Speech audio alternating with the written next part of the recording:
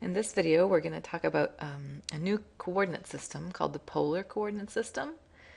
Um, so the first thing we'll do is just talk about the coordinates in this system and what they represent and how to label points. So in the polar coordinate system, our our grids look like this, so almost like a target, right? So instead of being vertical and horizontal lines, we've got our concentric circles and then rays coming out from the center. The center is called the pole, so what would normally be the origin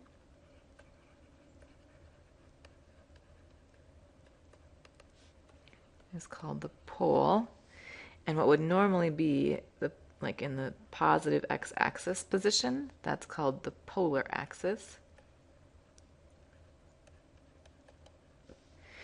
And we label points with two coordinates, r and theta. And theta is the angle of rotation from the polar axis.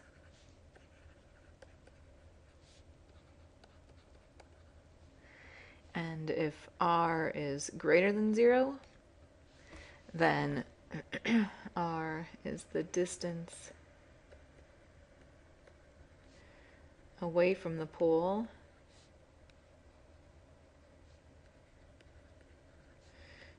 through the ray in the direction determined by theta.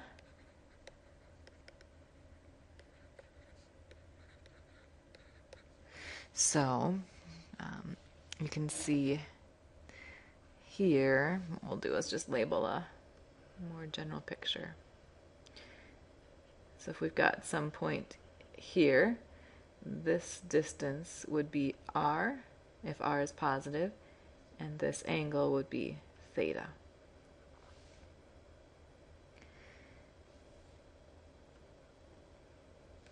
Now, if r is negative, we'll talk about that in a little bit. So let's for now just talk about positive r values. Notice that on the way this grid is set up, there are 1, 2, 3, 4, 5, 6 hash marks for the angles between 0 and pi over 2. So the spacing you can figure out would be pi over 12. So that would be pi over 12. 2 of those would be pi over 6. And then we'd have 3 pi over 12, which would be pi over 4. 4 pi over 12 would be pi over 3. So we've got our main three that we always pay attention to, pi over 6, pi over 4, and pi over 3 right together in the center of that quadrant. Then we'd have 5 pi over 12, and then pi over 2. This would be 7 pi over 12. We won't label that one, but this would be 2 pi over 3, 3 pi over 4, 5 pi over 6. Oops. And then this would be, what, 11 pi over 12, and then pi. You can figure out the rest all the way around. So let's say if these circles are each 1 unit apart, this point right here, we would say r is 1, 2, 3, 4, and theta is pi over 3. So this point, P, we would have P in this coordinate system, we could label as 4 for the r value and then pi over 3. But notice that there are other names for that point, right? This is not just the angle pi over 3. We could call it 4 for the r value and then add 2 pi to this, which would be 7 pi over 3. Or we could subtract 2 pi from pi over 3. And that would be, what, negative 5 pi over 3?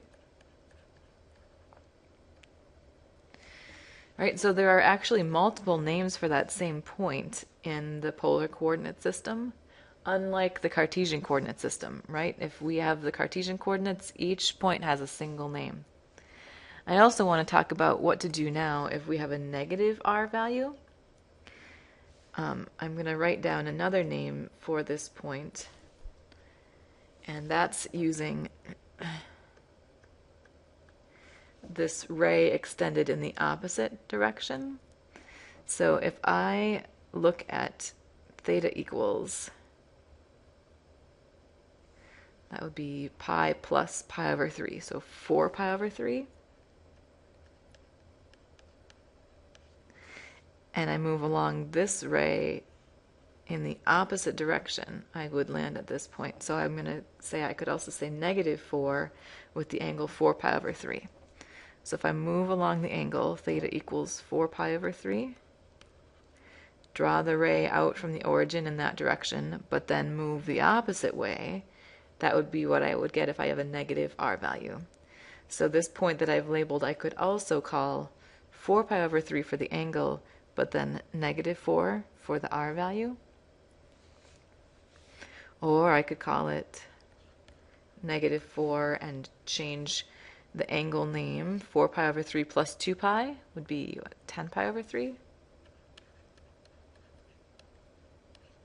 Right? Or 4 pi over 3 minus 2 pi would be negative 2 pi over 3. We could go on and on and on, but what I'm trying to show you is that for any point here, we can label it infinitely many ways. And what we want to do is figure out, it's probably easiest to figure out how to first label it with a positive r value, and then we can think about how we could label it with a negative r value. So if r is greater than 0, then r represents the distance away from the pole through the ray in the direction determined by theta.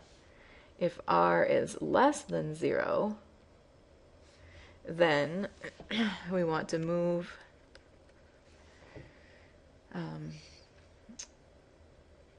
the opposite direction on the ray determined by theta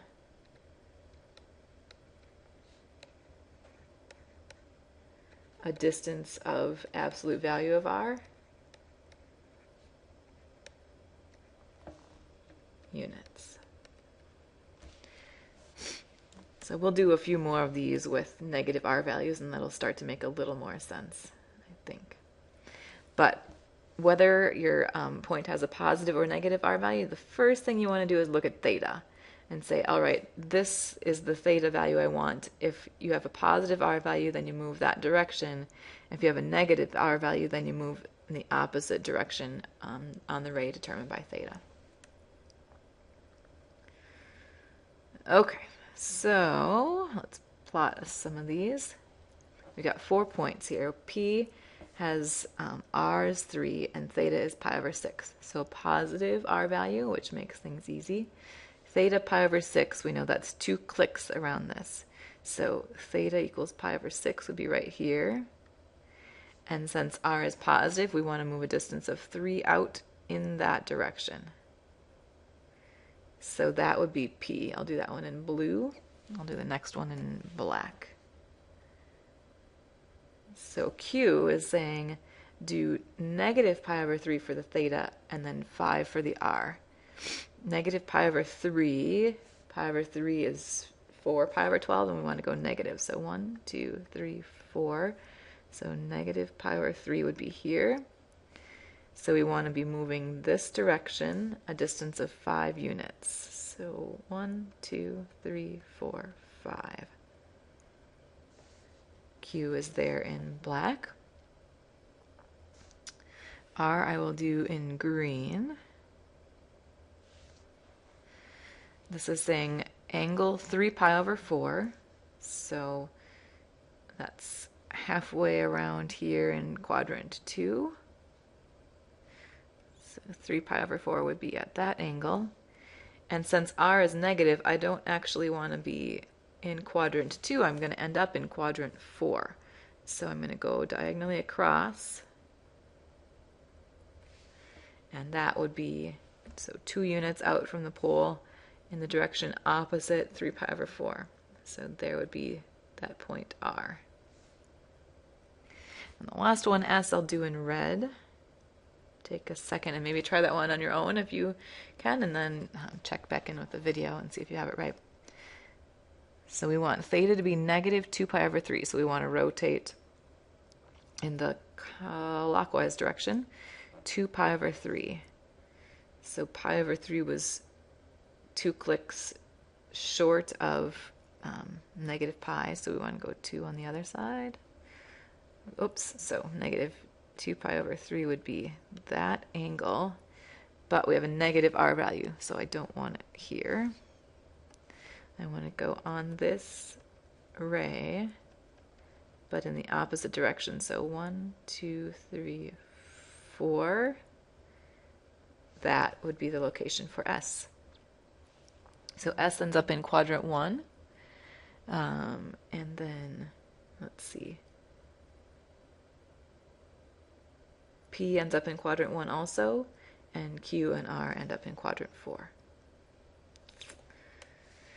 Let's write then some different names for the point P.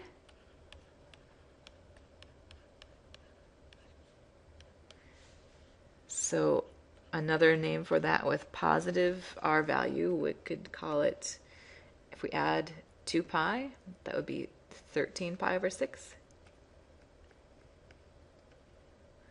Or if we want a negative R value, we'd want to think about the angle directly across, which is just rotating by pi radians.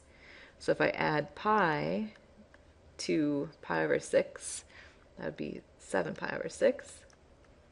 And I could then make it negative 3, and I would land at that same p value. Or I could do 7 pi over 6 minus 2 pi, and a negative 3. That would be 7 pi over 6 minus 12, so negative 5 pi over 6. So those are all different names for the same point P. Let's think about what the pattern was that we did. So if we have a point given with coordinates r and theta, whatever they are, we could keep r the same and add any multiple of 2 pi to theta.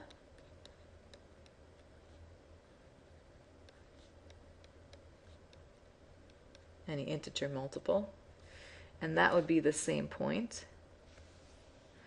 Or if we make the r value negative, or opposite, and we rotate the angle by pi radians, then we'll end up with the same point. So we could say theta plus pi,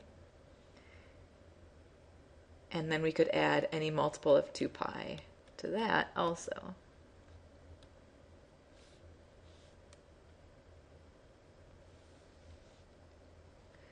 So if we rotate 180 degrees or pi radians and change the sign on r, that lands us at the same place. So any point given, we can either change the name by adding an integer multiple of 2 pi, or we can change the name by rotating pi radians and changing the sign on r, and then adding an integer multiple of 2 pi.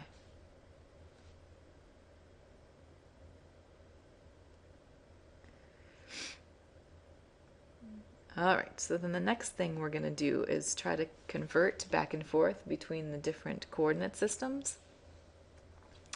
So what we want to think about is, say we have a point xy in rectangular coordinates, and we want to name it in Cartesian coordinates.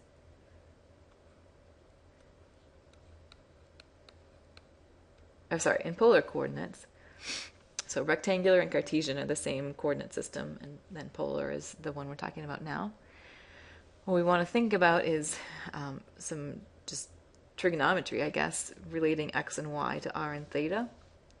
So x would be that distance, and y would be this distance. This would be at least the absolute value of r.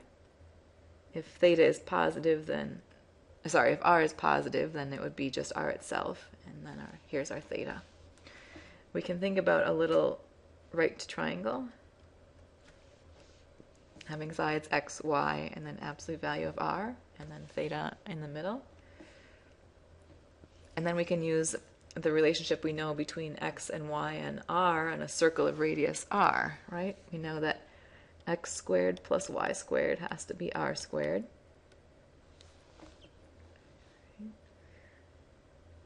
And we also can use our right triangle trig and say that sine theta, for example, would be y over r, and cosine theta would be x over r, and that doesn't matter, that is regardless of the signs on x and y, right? Let's see, at least for absolute value of r. So then we could say x would be r cos theta and y would be r sine theta.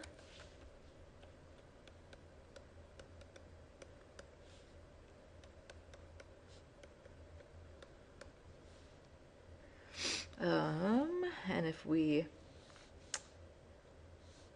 think about the tangent, we could have tangent theta is y over x.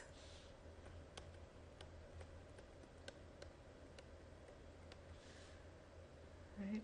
And let's see. I guess that's pretty good. So we've got those two that are usually going to be thought of together, and these that are going to be thought of together. So what we want to think about is which two are useful going which way. So if we know the polar and then we want the Cartesian, the pair we would want to use is that y is r sine theta and x is r cosine theta. So here we would use, to get x, we'll use r cos theta, and to get y, we'll use y equals r sine theta. And then we would just plug in r and plug in theta, and we would have a well-defined, here's what x is, here's what y is. If we know the Cartesian and we want the polar, it's a little bit trickier, because for any Cartesian point there are multiple polar names. But what we can at least start with is that r squared would be x squared plus y squared, and that tangent of theta is y over x. So at least we've got these relationships. Notice here that r then would be positive or negative square root of x squared plus y squared. We've got two different options for r, right? Either a positive r or a negative r. And then theta doesn't necessarily have to be inverse tangent of y over x, because that would automatically be in just quadrant 1 or 2. But we can at least say theta is either inverse tangent of y over x, if that's the right quadrant, or if it's the wrong quadrant, we would add pi to it to get to the right quadrant. So we'll look at some specific examples to see how that will work, getting the right r theta pair when we've got a Cartesian set. But these relationships are the ones we're going to be wanting to use.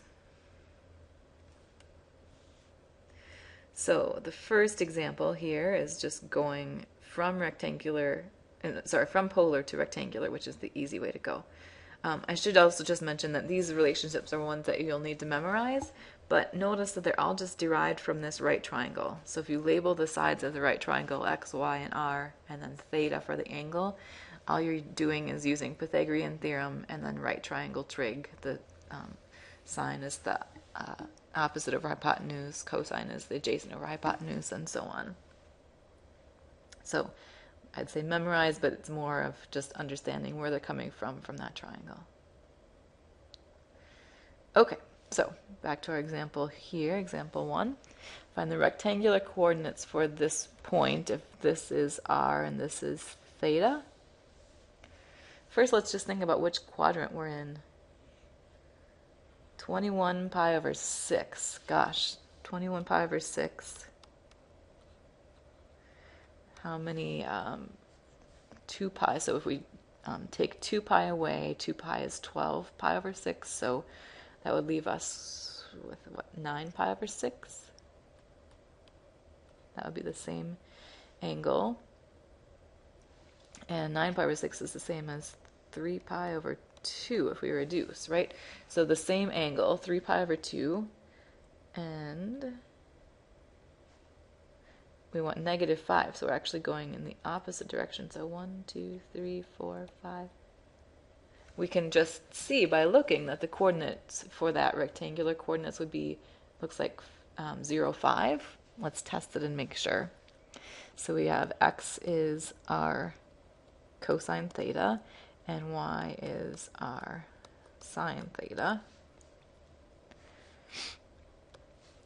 So we've got negative 5 times cosine of 21 pi over 6, which is the same as negative 5 cosine 3 pi over 2, since that's the same angle, it's easier to think about. Cosine of 3 pi over 2 is 0. And for our sine theta, we'd have negative 5 times sine of 21 pi over 6. And that's the same as 3 pi over 2. Oops, we still need sine, not cosine.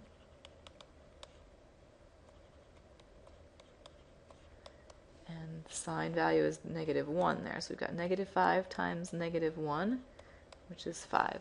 So 0, 5, just as we had predicted from our graph. But it's good to see that the formulas match up. Okay, next one. We want polar coordinates and we know the Cartesian. So again, we're going to be using the relationship r squared is x squared plus y squared, and tangent of theta is y over x. Right, so we're going to be using those relationships. And it's asking for 2 names. First thing to do is, again, draw this and just figure out which quadrant we're in so we have the right idea about what point we're actually talking about. Negative 3 square root of 2 over 2, negative 3 square root of 2 over 2. So both coordinates in Cartesian are negative. So we're in quadrant 3. Right? So this point is in quadrant 3, which is helpful to straighten out first thing. So if we put together x squared plus y squared, we've got r squared is negative 3 times the square root of 2 over 2 squared plus negative 3 times the square root of 2 over 2 squared, which is going to look like 9 times 2 over 4 plus 9 times 2 over 4. So I think that's 9.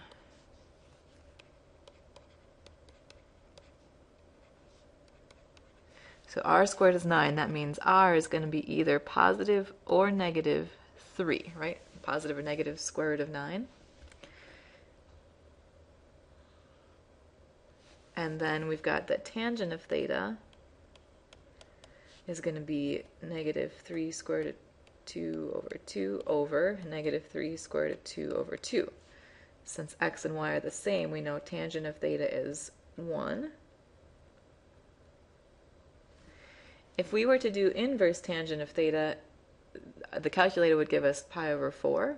So, or sorry, inverse tangent of 1, theta would be pi over 4. So, let's see, we would have theta is either going to be pi over 4, that's one place where tangent is 1, or in quadrant 3, if we add pi to that,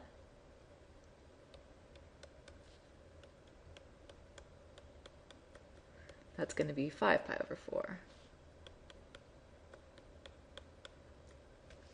Right? So this angle as it's drawn is 5 pi over 4. So if we use that angle, then we want the positive r value. So we could say 3 with the angle 5 pi over 4. But we could also say if the angle is pi over 4, then the r value could be negative 3, because we would go this way on that ray. So negative 3 pi over 4 would also be a name for that point. Either one of those is going to land us in quadrant 3. Pi over 4 itself is in quadrant 1, so when we do a negative r value, that will go diagonally across to the other quadrant 3. Okay, and again, we could name infinitely many other points, so we could call this 3 and add 8 pi over 4, so 13 pi over 4. That would work. And we could do negative 3 and add 2 pi to this, which would be 9 pi over 4. So we just picked 2, but we could do any other pairs too that land us at the same point. Next, we want to take a look at converting equations. So we already looked at converting points back and forth between systems. Now we'd like to take, first we'll look at taking Cartesian equations and switching them to polar equations. And the relationships you want to remember are that x is r cosine theta and y is r sine theta. So anytime you see an x, you can write r cosine theta. Anytime you see a y, you can write r sine theta. So these conversions aren't usually that bad. Another thing that you want to recognize is that if possible, the standard form for a polar equation is to solve for r as a function of theta.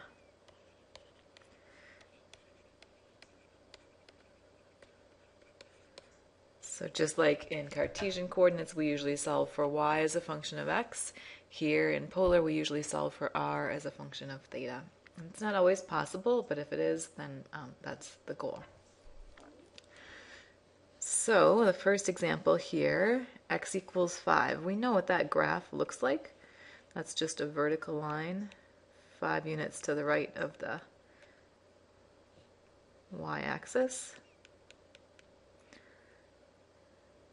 So there's my x-axis, there's my y-axis, and then that line x equals 5 is 5 units to the right, so a vertical line. In polar coordinates, that would look like r cosine theta equals 5. And if I solve it for r, I would have r equals 5 over cosine of theta. So this r equals 5 over cosine theta is going to give us a vertical line. It's a much simpler equation in Cartesian coordinates than in polar coordinates.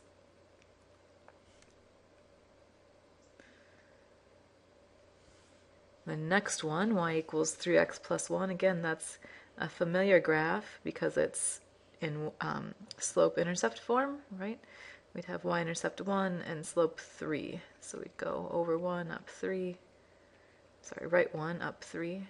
Right 1, up 3. And we could sketch the graph like this.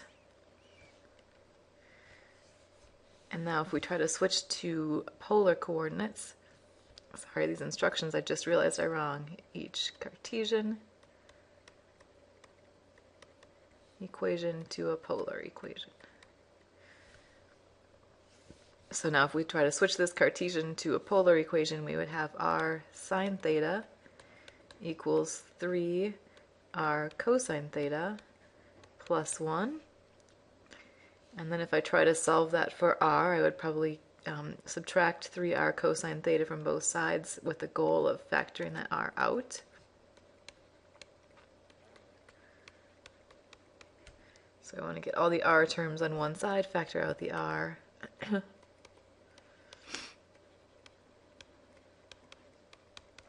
And then if I solve for r, I'll have r equals 1 over sine theta minus 3 cosine theta. So now we've got r as a function of theta. Again, that's going to be a more complicated equation in polar coordinates than in Cartesian coordinates. But this one here, where we've got x squared plus y squared equals 25, what I can remember is that that quantity, x squared plus y squared, is r squared. So r squared equals 25, or I could write that more simply as r equals 5 or r equals negative 5. Either one is going to give us a circle of radius 5 centered at the origin. And we don't need both r equals 5 and r equals negative 5. If you think about it, if I take all the points with r value 5 and let theta go from 0 to 2 pi, I'm going to have this whole circle. So I don't need more points by letting r be negative 5.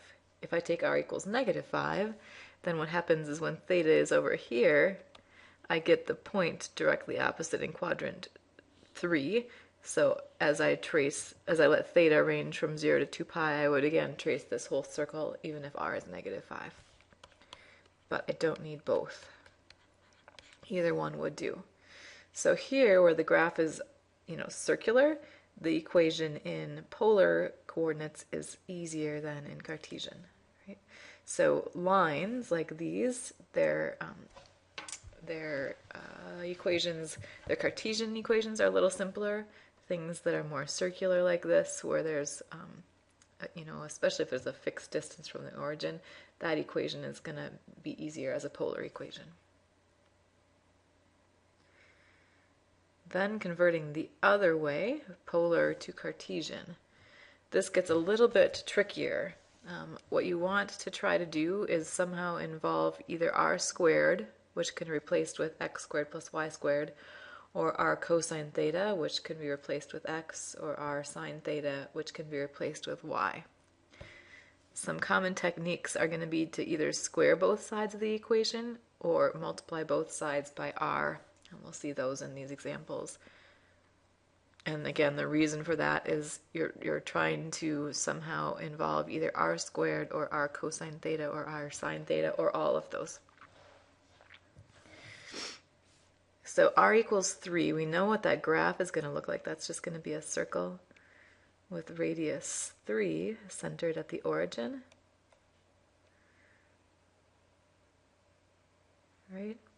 So we know the Cartesian equation should be x squared plus y squared equals 9. And the way to get there from what we've got is to square both sides of this.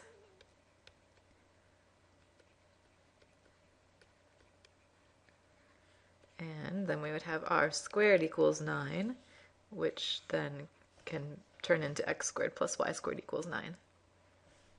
Right? On the next one, I could do the same thing. I could square both sides. I'd have r squared, which I could replace with x squared plus y squared. But on the other side, I'd have 36 sine theta squared. I don't have a nice replacement for sine of theta squared, but if I can involve r, I could have 6r sine theta, and then I could replace that with y. So instead of squaring both sides, we're going to multiply both sides by the same quantity, and that's r. And on the left-hand side, I'll have r squared, but on the right, I'll have 6r sine theta. So multiply both sides by r.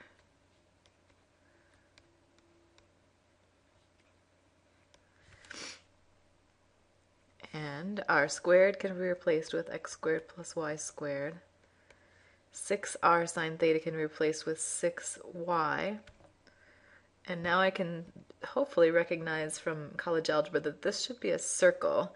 And to find the standard form for the circle, I want to complete the square on the y group.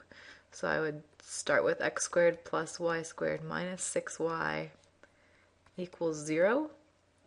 And here I want to add b over 2 squared. So b in this case is negative 6. Cut it in half and square it, that would be 9. Add that to both sides. And then I'll have x squared plus y minus 3 squared equals 9. So I can see that's a circle again, like we knew. Center 0, 3. And radius 3. So the graph would look like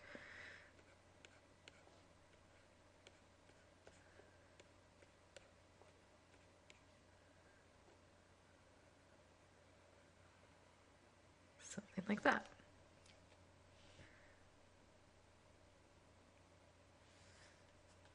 Then the last one here is a fairly simple looking polar equation, theta equals pi over 4. With that polar equation, we should be able to identify what the graph looks like. If the angle is pi over 4 and r is positive, we would get this ray out from the origin. For negative r values with the same theta, we would go back here into quadrant 3. So this side is going to have positive r values, this side would have negative r values, but we're going to get this line with slope 1 through the origin, right? And what we can remember is that tangent of theta is y over x. So here, when theta is pi over 4, we would have y over x is tangent of pi over 4, which is just 1. So we get y equals x for the Cartesian equation that's the same, has the same graph as this polar equation.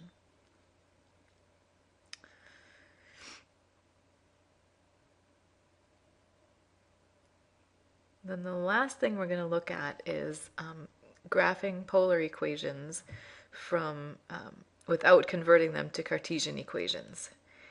What we're going to do usually to get started on something like this is a combination of things. First, we can maybe make a little chart of theta and r values. And the better we get at this, or the more comfortable we get, the fewer theta values we would want to pick. But let's do quite a few here for the first time through this. Let's do 0, pi over 6, pi over 4, pi over 3, pi over 2, and then maybe not as many after that. How about 3 pi over 4, pi, 5 pi over 4, 3 pi over 2, 7 pi over 4, and 2 pi. And the r value, we're just doing 3 times sine theta. So this would be 3 times 0. Sine of pi over 6 is a half, so 3 halves. Sine of pi over 4 is square root of 2 over 2. So 3 times square root of 2 over 2. Sine of pi over 3 is square root of 3 over 2. So 3 square root of 3 over 2. Sine of pi over 2 is 1. So we'll have 3. Then at 3 pi over 4, we'd have 3 times square root of 2 over 2 again. When we're to pi, sine of pi is 0, so we'll back to 0 on that one. At 5 pi over 4, sine is negative, so we'll have negative 3 times the square root of 2 over 2. 3 pi over 2, sine is negative 1, so we would have negative 3. At 7 pi over 4, we would have negative 3 times the square root of 2 over 2 again, and at 2 pi we would have 0. So even though the coordinates are usually listed as r and then theta, theta is acting like our independent variable here, so I put it first on the chart, or on the left of the chart. But the r coordinates are on the right column, the theta coordinates are on the left. Notice on this branch here, r is going to be less than or equal to 0. So the points are actually going to be opposite the on the line opposite the angle ray. So let's start with the first set first. So when theta is 0, our r value is 0, so we're at the pole. When theta is pi over 6, and remember that's 2 clicks up from the polar axis, r is 3/2. I'm going to say that each of these radius values is 1/2 apart. So we'd have 3 for the r here, 2, and then 1. So 3/2 for pi over 6 would be between 1 and 2. Then we'd have 3 times the square root of 2 over 2, and then 3 times the square root of 3 over 2. These are just getting bigger, right? I don't know what those values are. I'm going to grab a calculator just to get a decent approximation.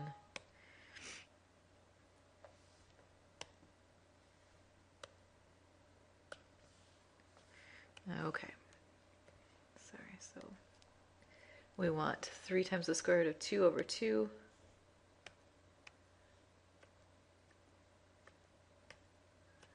That's about 2.12, and 3 times the square root of 3 over 2.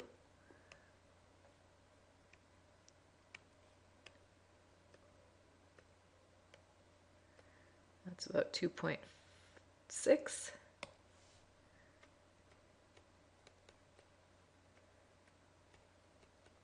But even with the calculator, we could have known that both of these are going to be bigger than 1.5 and less than 3, and they're going to be getting larger as we move around the angles. So we could have said, all right, at pi over 2, I know I'm out to 3.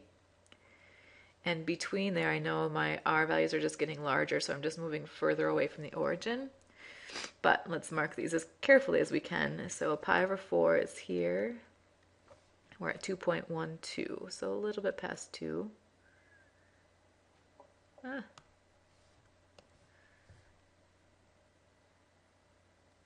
And then at pi over 3, we're at 2.6, so a little further out still.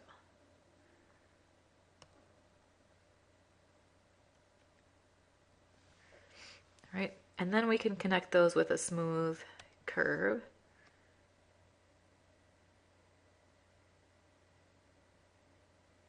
Our values are just getting larger. Then, when we're at 3 pi over 4, we're into 3 square root of 2 over 2. So 3 pi over 4 would be over here, and that's a positive r value, so we want to be in quadrant 2. And this would be, again, about 2.12.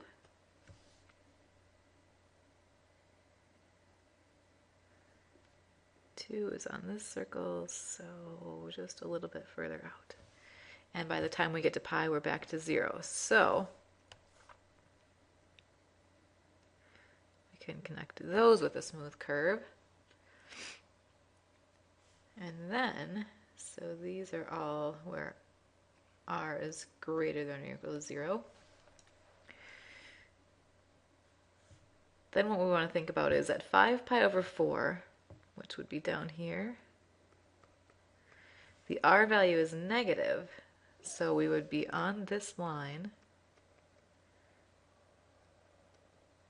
but we're going to go negative 3 square root of 2 over 2. So what's going to happen is we're going to repeat. That's the same as pi over 4 positive 3 square root of 2 over 2. So we repeat that point. And same thing when angle is 3 pi over 2, we've got negative 3, which is the same as 0, oh sorry, pi over 2, 3.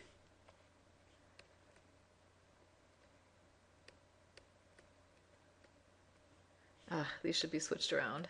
This is r and theta, but the same point. So we're just repeating those same points, and this one is the same as 7 pi over 4 would be over here, but that's the same as when we had angle 3 pi over 4 and positive 3 square root of 2 over 2.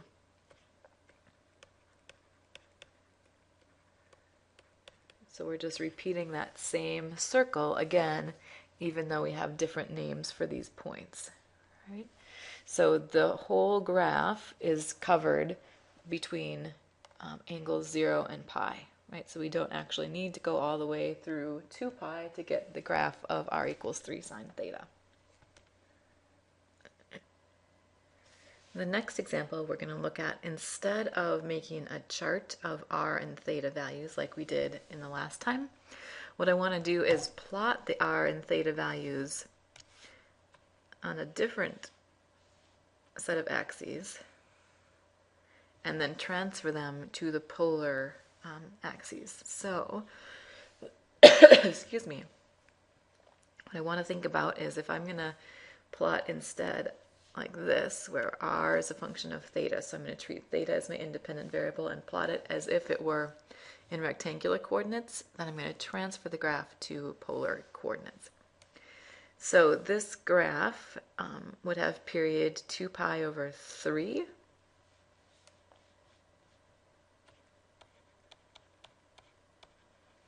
So in 2 pi, it's going to go through 3 cycles. Let's try to do the spacing a little better. So I'm going to make this 2 pi. 2 pi over 3 would be here, and 4 pi over 3 would be here, and then we'd have 6 pi, which would be, or 6 pi over 3, which would be 2 pi. And then I'm going to divide each of those into 4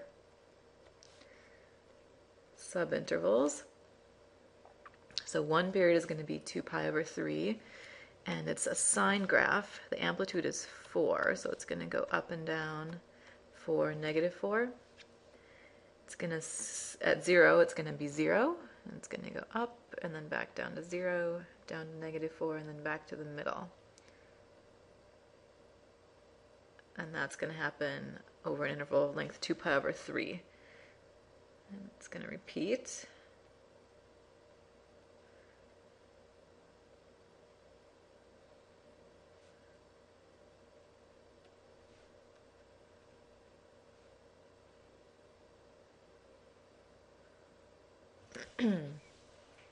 So what I want to think about is what's the spacing here on these tick marks. 2 pi over 3, a quarter of that would be 2 pi over 12, which is pi over 6. So this would be pi over 6.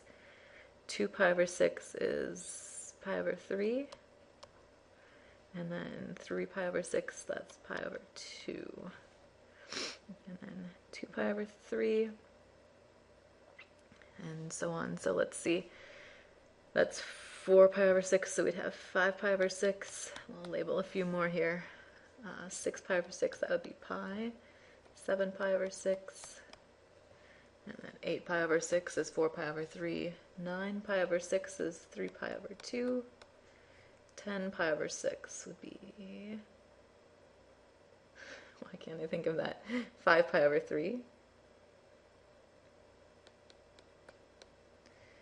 11 pi over 6, and then finally 2 pi. So let's think about where these points are going to end up when we switch them to polar coordinates. So we've got 0, 0 at the start. And then when we get to pi over 6, we're out to the farthest away point, which is r equals 4. So here's pi over 6. R equals 4. 1, 2, 3, 4. And on that interval between 0 and pi over 6 for the theta values, the r value is growing. So we're going to be getting further away from the origin from the pole as we move out to that angle pi over 6. Then by the time we get to pi over 3, which is here, we're back into the pole. So at pi over 3, we're back into the pole, and we're going to move in as we loop around. Right. On this stretch right here, between pi over 3 and 2 pi over 3, r is negative. So here we have r is less than 0. So what's going to happen when we get out to 2 pi, or so when we get to pi over 2, which would be here, we're going to be at -4. So across here where theta is in quadrant 1, with a negative r value, the point ends up in quadrant 2, or sorry, quadrant 3 diagonally across.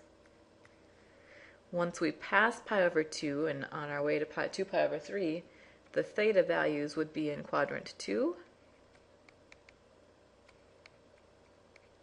which means since r is negative, the points will be actually in quadrant 4.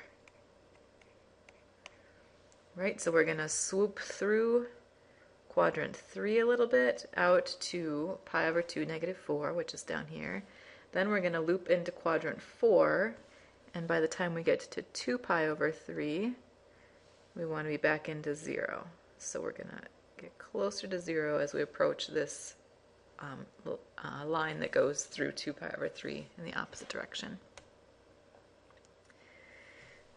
Now working our way from 2 pi over 3 to pi, we've got another stretch here where r is positive. So when we get to 5 pi over 6, which would be here, we want r to be back to 4.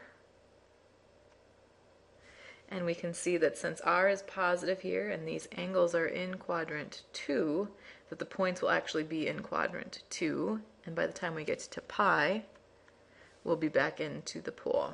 So we're going to loop through quadrant 2, out, and then back in.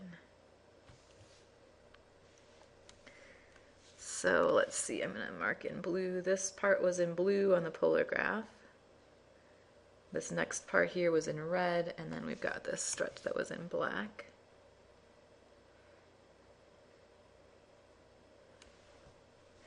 Now we're on to another stretch with negative r values. So I'm going to highlight this part again. So I'm going to make this green. Here again, r is less than 0. So we know our points are going to be a little strange to plot. At the low point, we'd have 7 pi over 6 for theta and negative 4 for r. So if we mark down where 7 pi over 6 is, that's here. Right? R is negative 4. That means we're going to be retracing this loop, it looks like. So on this stretch between pi and 7 pi over 6, theta is in quadrant 3, but the r's are negative, so the points are in quadrant 1, right, for that whole stretch. So we're just going to have this same loop retraced. I'm trying to draw it so that it looks, I can see both of them, but what we can see is that we get that same loop again. And if you continue this graph, we're going to have the same thing happening. So the red loop would get traced again next, and then the black loop would get traced again at the last part. Right? So really, we were able to get the entire polar graph just using the interval from 0 to pi. So what we can see is we actually have 3 loops, and notice when the graph comes back to the origin, that is indicating that's where a loop is going to connect. So each time the graph comes back to the origin on this grid, in the polar graph, what we have is a loop that's connecting. So again, you can get the same information by making a plot of, a list of points, but I think once you get used to it, this is a lot easier method to work with. Just thinking through what the Cartesian graph would look like and then transferring that to a polar grid. So we'll do that again in the next examples here. So if I have now r equals 1 plus 2 sine theta, again, the first thing I want to do is think about what that would look like if it were a Cartesian graph, and then use that to create the polar graph. So here I can see this has amplitude 2, and it's been shifted up 1. And in a Cartesian graph, at least, it would have period 2 pi. Right. So I'm going to mark 2 pi here and divide that into 4 subintervals. So we'd have pi over 2, pi, 3 pi over 2, and 2 pi. And the middle of this graph is 1. And it's going to go 2 up from there, so as high as 3, and 2 down from there, as low as -1. That's sine graph, so when we're at 0 for the angle, we're at the center of the graph. It's positive coefficient, so we're going to go upward from there. So we'll get up to 3, back to 1, down to -1, and then back to 1.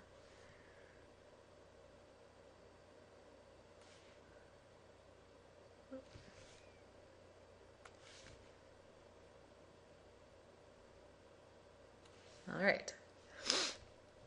What I'm always interested in is where everything switches to negative r values. So I want to know, what is this theta value and what is that theta value?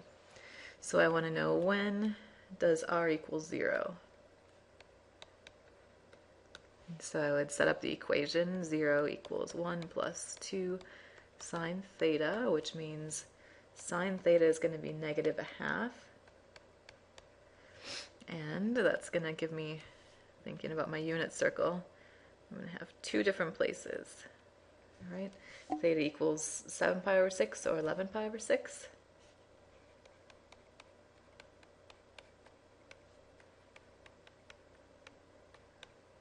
So this has to be 7 pi over 6, and this has to be 11 pi over 6. All right, so let's graph the easy part first. I'm going to graph first just the places where r is positive, which is up to here. And I'll do those in blue on the grid. So it looks like, let's see, I'm going to do 1, 2, 3 so that we can see this a little more easily. I'm going to mark some thetas, pi over 6, pi over 3, pi over 2, 2 pi over 3, 5 pi over 6, pi, 7 pi over 6, let's see, 4 pi over 3, 3 pi over 2, 5 pi over 3, and 11 pi over 6, and then 2 pi or 0. So just for reference, it helps to put those on there. So when the angle is 0, we're at 1 for r value. When the angle is pi over 2, we're out to 3, and we know we're just getting larger along that loop. So we'll be moving out toward pi over 2. And then by the time we get to pi, we're at 1 again. And it should look symmetrical across there, so just like it does on the other side. Then, when we get to 7 pi over 6, we want to be back into 0. So we're going to be coming here through quadrant 3 and then back into 0. And then, on this stretch here between 7 pi over 6 and 3 pi over 2, the angles would be in quadrant 3, but the r is negative, so the points will be in quadrant 1.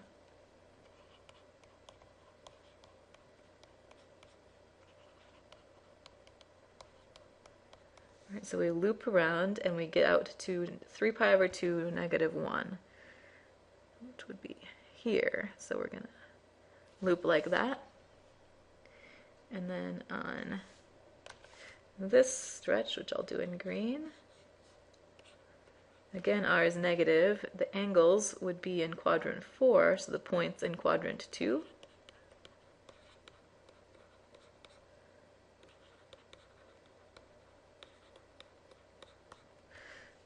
And when we get to 11 pi over 6, we want to come back into 0. So we don't want to cross that line. We'll come back into 0, and then back on this little stretch where r is positive again. We'll do this in blue again. These angles are in quadrant 4, so the points would actually be in quadrant 4 too. We want to loop through quadrant 4 and come in to out to 1 when we get to 2 pi. So we're looping through quadrant 4 and getting out to 1 when we get to 2 pi. So that's what that graph should look like. It'll look like almost a circle but with a loop inside. So again, you can see that pattern of when the graph comes back to the theta axis in this case, the polar graph comes back to the pole and you'll see some loops. All right, one more. R equals 2 minus cosine theta. So again, I would set up a Cartesian graph and then transfer that to the polar coordinates. So 2 minus cosine theta, this is going to be shifted up 2 and have amplitude 1. So the range is actually going to be 1 to 3, which is nice because that means there aren't any negative r values. So period 2 pi for the Cartesian graph at least. We've seen that the Cartesian period and the polar period aren't necessarily always the same. It's not always easy to predict what's going to happen for the polar graph period. Sometimes the periods are the same, sometimes they're not. It just depends on the function. So we got 2 minus cosine theta. So it's reflected, shifted up 2. So 2 is the center. And cosine is normally at the top of its period, or the top of its cycle when theta is 0. This one is going to be at the bottom because of the reflection. And then it's going to get to the middle, the top, the middle, and the bottom. So something like that for the Cartesian plot of this. And now if we want to transfer this to polar, let's put on at least 0, pi over 2, pi, 3 pi over 2. And this one's going to be at 1 at 0, so let's do, this is 1, 2, 3 again. So 1 at 0, and then out to 2 when we get to pi over 2. Out to 3 when we get to pi. And back to 2 at 3 pi over 2.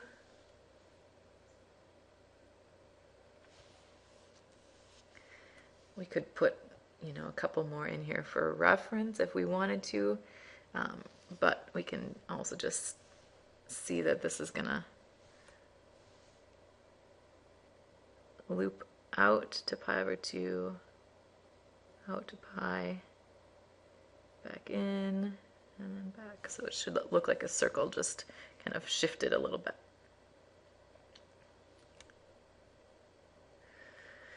All right, so hopefully those techniques will help you get a handle on graphing these polar graphs. It takes some getting used to, but maybe view this end of this video a few times and hopefully it'll start to make some sense. Good luck.